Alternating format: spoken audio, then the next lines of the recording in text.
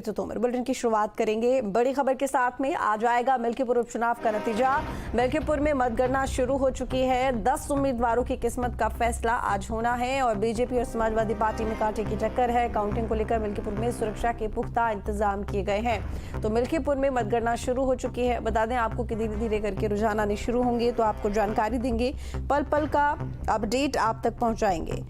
तो थोड़ी देर में ये पता चलेगा कि आखिर किस पार्टी को वोट कितने मिले हैं। तो सभी की किस्मत जो कि ईवीएम में कैद हो चुकी थी, आज वो खुलेगी और 10 उम्मीदवार मैदान में हैं। बीजेपी और समाजवादी पार्टी के बीच में कांटे की टक्कर है। मिल्कीपुर वो सीट है जहां पर बीजेपी पिछले 30 सालों से जीती नहीं है। हालांकि आपको बता दें कि बीजेपी में लगातार देखा गया कि मिल्कीपुर सीट को जीतने के लिए तमाम कवायद जारी रही, प्रचार प्रसार किया गया और काउंटिंग को लेकर मिल्कीपुर में सुरक्षा के पुख्ता इंतजाम किए गए हैं। यहां पर समाजवादी पार्टी काफी वक्त से जीती आ रही है।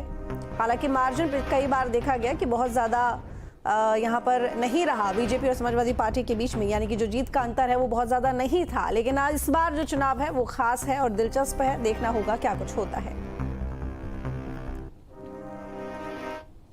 बस कुछ देर में दिल्ली चुनाव का पहला रुझान सामने आ जाएगा। न्यूज स्ट्रीट पर देखिए दिल्ली का पहला रुझान। सबसे पहले होगी पोस्टल बैलेट की गिनती। न्यूज नेशन पर एक एक सटीक सीट का परिणाम आपके सामने दिखाई देगा। ये बड़ी जानकारी आपको दे रहे हैं। बस कुछ देर में दिल्ली चुनाव का पहला रुझान। न्यूज स्टेट पर दिल्ली का पहला रुझान आपको देखने को मिलेगा। सबसे पहले पोस्टल बैलेट की गिनती होगी और एक एक सीट का सटीक परिणाम आप तक पहुंचाएंगे। तो बता दें कि गिनती शुरू हो चुकी है। धीरे धीरे करके रुझान आने शुरू होंगे और आपको एक एक सीट के बारे में सटीक जानकारी पहुंचाएंगे। बता दें कि दिल्ली चुनाव भी बेहद खास है। आम आदमी पार्टी और बीजेपी के बीच में कड़ी टक्कर है। दिल्ली में आम आदमी पार्टी 10 सालों से लगातार काबिज है और बीजेपी इस बार कोशिश कर रही है कि किसी तरह से दिल्ली में सत्ता पर बैठने का मौका मिले, सत्ता हासिल करने का मौका मिले बीजेपी को। बता दें कि हालांकि हर विधानसभा चुनावों में बीजेपी का जो प्रदर्शन है वो बेहतर रहा है, लेकिन इस बार क्या कुछ होगा ये देखने वाली बात होगी। और हमारे साथ में हरीश जुड़े हुए हैं ज्यादा जानकारी के साथ। हरीश, 8 बज चुके हैं और काउंटिंग शुरू हो चुकी होगी। किस तरह की चहल पहल देखने को मिल रही है बूथों पर?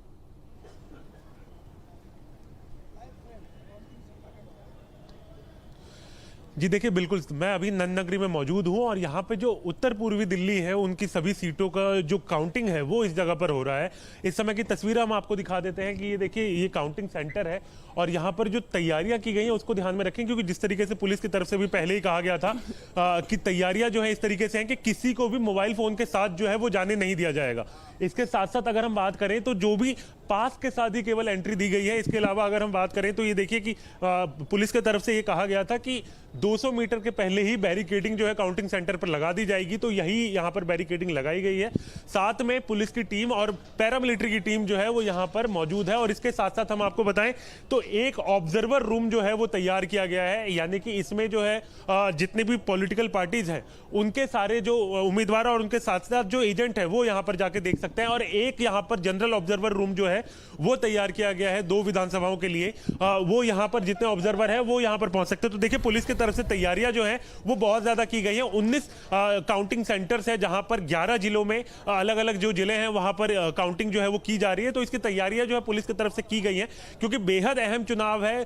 किसी भी तरीके से किसी को परेशानी ना हो, इसका मुख्य तौर पर ध्यान रखा जाएगा। इसलिए बगैर मोबाइल फोन के ही यहां पर एंट्री दी जा रही है। मोबाइल फोन यहां पर नहीं रखने दिया जा रहा है। तो ये तमाम तैयारियां जो है वो की गई हैं। अब से कुछ देर में पोस्टल बैलेट की गिनती जो है यहाँ इस सेंटर पर भी शुरू हो जाएगी और उसके बाद नतीजे आने, रुझान के तौर पर जो नतीजे हैं वो आने शुरू हो जाएंगे। इसके साथ साथ जो तमाम उम्मीदवार हैं हर पार्टी के, वो भी अभी कुछ देर में यहाँ पर आना शुरू कर देंगे। लगभग 8:30 से 9 बजे का समय बताया जा रहा है जब उम्मीदवार जो तमाम विधानसभाओं के हैं हर पार्टी के वो यहाँ पर पहुंचेंगे। उसके बाद जो है ईवीएम तभी खुल सकते हैं जब सारे कैंडिडेट्स और उनके ऑब्जर्वर यहाँ पर पहुंचेंगे।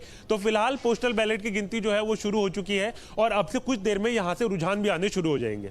बिल्कुल, पोस्टल बैलेट की गिनती आप बता रहे हैं शुरू हो चुकी है और ईवीएम की अगर बात करें तो कितनी देर में ईवीएम को लेकर हम कह सकते हैं कि जो आंकड़े हैं वो आने शुरू हो जाएंगे?